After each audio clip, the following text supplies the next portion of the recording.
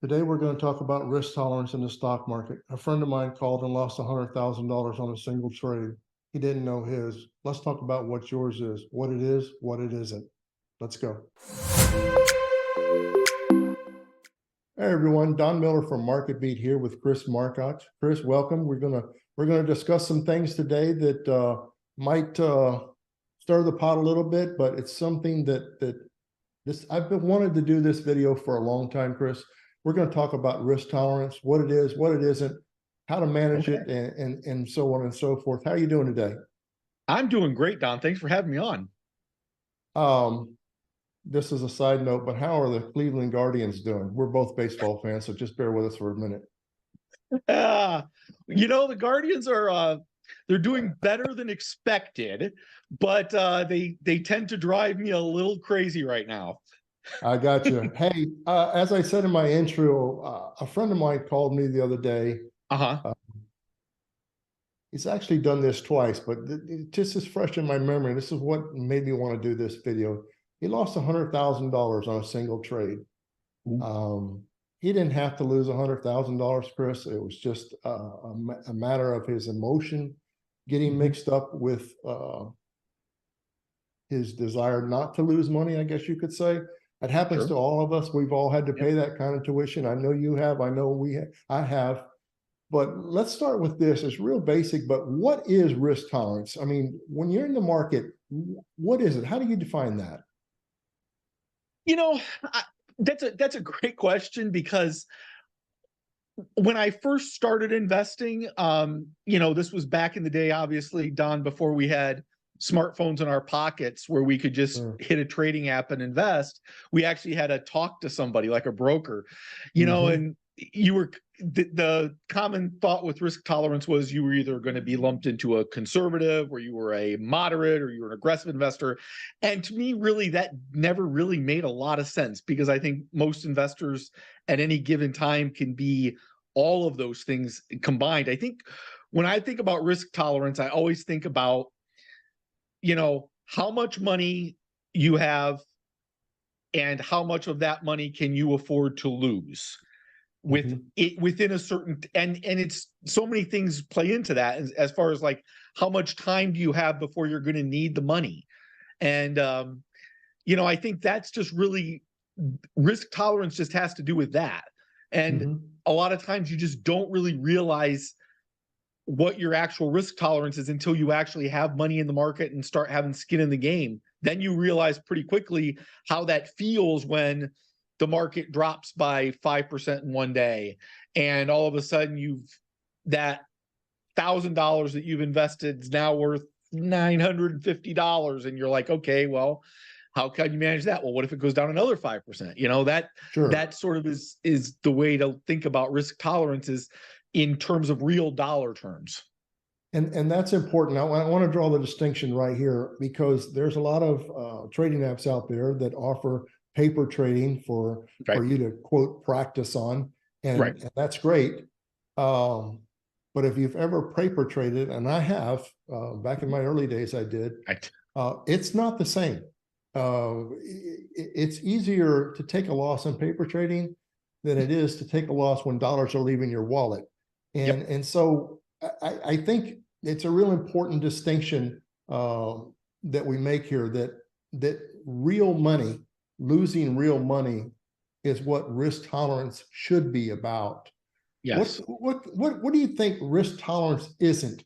Because I've got some thoughts on this as well. I'm going to go back to the friend that just lost 100 grand. But tell me what you don't think risk tolerance is. I mean, what isn't it? It's not emotion. It's, I think risk tolerance to me is very logical. And you have, just like when you make investments, you have to think about those investments very logically, and you have to think about your risk very logically.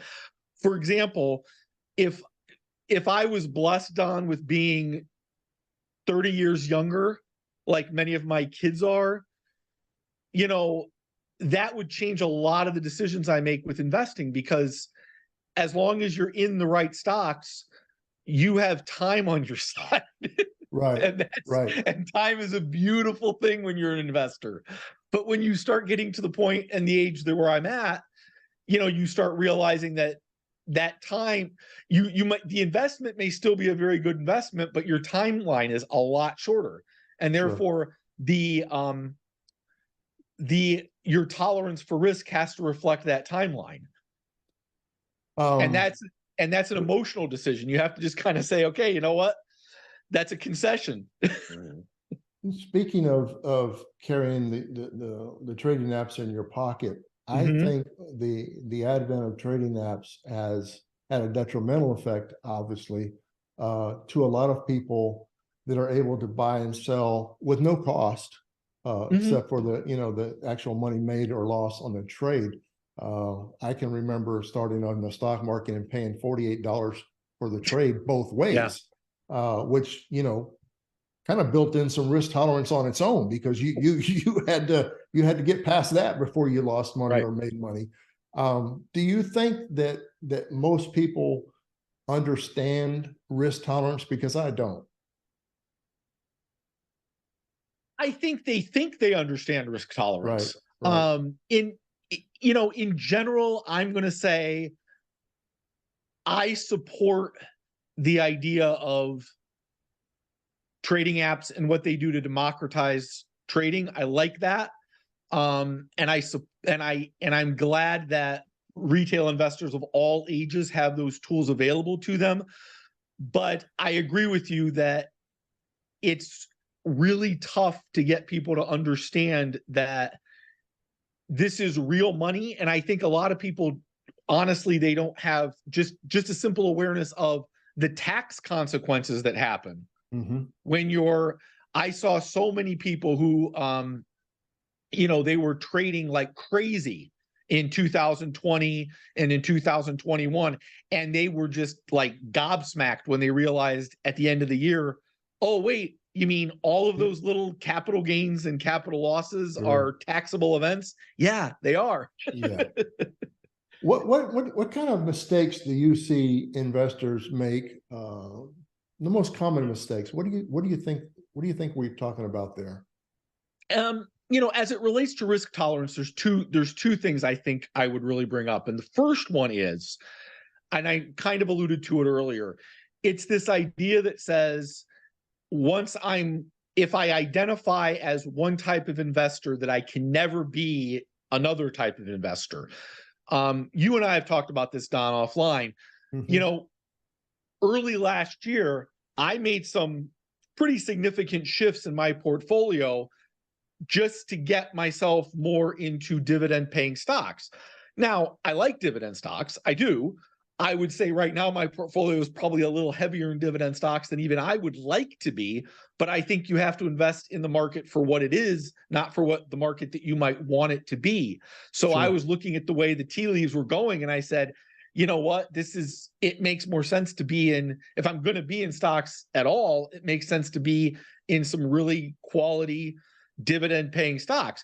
When I look, it was kind of funny. I had a laugh.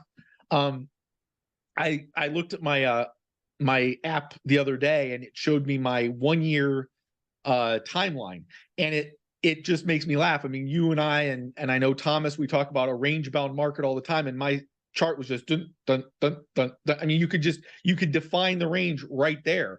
And that's why I wanted to be in a dividend stock, because at least you've got a little chance, right, for making a little profit. So but I don't have to stay there. And I think that's the whole point. I don't, you can have the flexibility to be a little bit more aggressive when you need to be.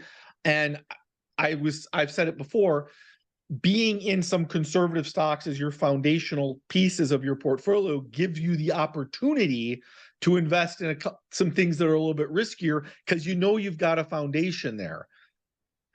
And you asked me for another thing. I would say another thing is, I think they just don't have a strategy. A lot of investors just don't have a strategy as opposed to how they pick stocks in relation to their risk. I'm a big fan, probably because of how old I am and the fact that when I started trading, Peter Lynch was a really big thing. And, he was the person that was saying, you buy what you know. And Yes, sir. certainly we live in an age of the internet where we can have so much more information at our fingertips, so much more information that before you would have to go to your broker and hope that your broker would show you some of that information. We have that available to us right now 24/7. And by the way, plug MarketBeat is a great resource for that. Absolutely. But it also can give investors the ability to say they think they know more about a company than they really do. And that's dangerous because there's a lot of companies that sound really good. But if you don't really understand how the company makes money, and therefore, I think you and I have brought this up before, Don, are they making money today? Will they be making money in the future? Right. That's the key. That's a key factor. It sounds simple, but that's really like the only thing that matters, right? Do you think that stop limits should be a part of every investor's strategy? I kind of go back and forth on this because again, if we harken back to what you just said, if the company's making money and they're continuing to make money, I don't really feel like I need a stop loss, because there's going to be market fluctuations and world economic events that may affect it. But if I'm there long term, I'm there long term. I might use those dips to bite another piece of the apple. Speaking of which, love Apple. That's another story. But exactly. Do you think that stop limits should be a part of, especially for newer investors, a part of a strategy? I think they can be, but like you were just saying, if you're an investor and you're in your 20s and your 30s right now, and you're invested in a company like an Apple or like McDonald's or even something more conservative, like maybe even a Procter and Gamble or something like that, like you said, if you're looking at this as a stock that you can own for 20, 30 years, and your investment timeline is that far out, then you probably really don't care so much about the day-to-day fluctuations of the stock. Now, if you're going to be somebody that's looking at a stock as I'm looking to get on this hot AI stock that you just heard about, and maybe you don't know a lot about the company, then yeah, I would absolutely say you should be putting some stop losses into your strategy, just because it kind of saves you from yourself. Right. Because I think that's part of the problem, that a lot of investors will they're gonna, like you were saying, they let the emotion get into it and they think, well, if I just hang on a little bit longer, it'll turn around. And sometimes it's just like, no, you just gotta, a 7% loss can turn into a 15% loss, can turn into a 30% loss. Trust me on this, people. I know very quickly. I think the secret sauce to it all there, as far as the stops are concerned, is you've got to figure out where you're at as an individual investor yourself. And if 7% stop works for you, that's fine. I think it takes experience. You have to lose a little bit. If everybody was batting 1,000, to go back to baseball just for a minute, on their stock picks, including myself and you, Chris, I don't think we would be here right now. But there is tuition to be paid by everyone. Some of the people watching this video right now have already paid tuition, have already learned this lesson, but there's far too many that haven't. Like I said, my friend lost $100,000 in one trade. My first question to him when he called me that day was, did you sell? And he says, oh yeah, I sold. $100,000 loss. And my next question was, okay, did you think, I'm not going to mention the stock, trust me, this business would never go out of business. Did you really think XYZ stock was going to go out of business this week? And this is his words to me. I couldn't handle it anymore. I couldn't sleep at night. I couldn't. And there's your sign right there, is absolutely. When you get to that place, two things. Maybe you shouldn't have been in as heavy as you were, or number two, maybe you should have had a stop in to avoid some of those losses. Chris, we could probably go on. Go ahead. No, that's a really, really good point you made, because, you know, sometimes you have to look at a stock and say, no matter how much I love it, boy, there is something to be said for position size, because, you know, it's real easy to say you love the stock when it's going up and you just let it keep going up and up and up and take up more and more and more percentage of your portfolio. And it's really tough sometimes to say, you know what? No, I really can't. Right now, I've got to cap this. I can't be putting more money into this stock. I gotta let that go away. Right. You know, I've got to put some limits here. And it's the same thing with, you may have a small cap stock or a penny stock that you really, really believe in, but you have to be careful. You know, it can be seductive to say, boy, if I put $1,000, I can own 10,000 shares of this company. Sure. But you've also got $1,000 of real money into a stock that has a not 0% chance of going bankrupt. You know, the FOMO that occurs when your friends, you know, happen to hit a stock and make money with it, that comes over you like a wave, and you want to be a part of it. But I say this to people, especially younger people that I've talked to: missing a stock is kind of like missing a bus. There'll be another one right behind it, and so you've got to take that into account. I want to thank you for today talking about this. We could probably, I believe, probably go on another hour or so talking about these kinds of things. But anyway, folks out there, if you're listening to this now, check out some of the articles Chris has written on risk tolerance, as well as some of the other interesting topics that he writes on a day-to-day basis at MarketBeat. We're going to leave a link in the description. If you're not a member of MarketBeat and you'd like to try it for a month free, there'll be a free link down there below. If this video has done anything to help you, and I hope that it has, consider subscribing to the channel. We've got lots more of this kind of content coming. This is something new for us.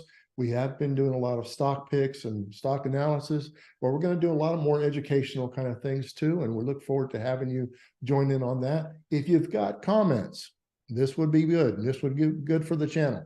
If you've got comments that you want to make about, maybe it's a war story of your own about, you know, how you messed up with risk tolerance or how you manage risk tolerance, we'd love to hear from you. We like to stay in touch with our subscribers, whether that be on YouTube or at MarketBeat themselves. But Chris, thanks for being here. We'll see you next time.